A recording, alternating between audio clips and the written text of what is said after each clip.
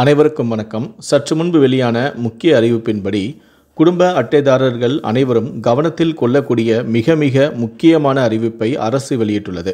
இதை பற்றி விரிவாக தெரிஞ்சுக்கணும்னா இந்த வீடியோவை கடைசி வரைக்கும் ஸ்கிப் பண்ணாமல் முழுமையாக பாருங்கள். இந்த வீடியோக்குள்ளே போகிறதுக்கு முன்னாடி இந்த வீடியோக்கு ஒரு லைக் பட்டனை ப்ரெஸ் பண்ணிடுங்க. இது வரைக்கும் நீங்கள் என்னோட சேனலை சப்ஸ்கிரைப் பண்ணாமல் இருந்தீங்கன்னா மறக்காமல் சப்ஸ்கிரைப் பண்ணிக்கோங்க. கூடவே அந்த பெல் சிம்பளையும் மறக்காமல் கிளிக் பண்ணிக்கோங்க. சரி, வாங்க இப்போ நம்ம வீடியோக்குள்ளே போகலாம். இந்தியாவில் ரேஷன் கார்டு மூலமாக ஏழை எளிய மக்களுக்கு மலிவு விலையில் அரிசி, பருப்பு உள்ளிட்ட அத்தியாவசியமான பொருட்கள் வழங்கப்பட்டு வருகிறது. இதனால் மக்கள் பயனடைந்து வருகிறார்கள்.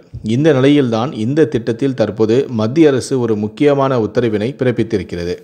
அதன்படி ரேஷன் கார்டு வைத்திருப்பவர்கள் அனைவருமே KYC சரிபார்ப்பை முடிக்க வேண்டியது கட்டாயமாக்கப்பட்டுள்ளது. செப்டம்பர் 30 சரிபார்ப்பை முடிக்காதவர்களின் ரேஷன் கார்டுகள் நீக்கப்படும் என மத்திய அரசு எச்சரிக்கை விடுத்துள்ளது. மோசடி அதிகரித்துள்ளதால் இந்த நடவடிக்கை மேற்கொள்ளப்படுகிறது.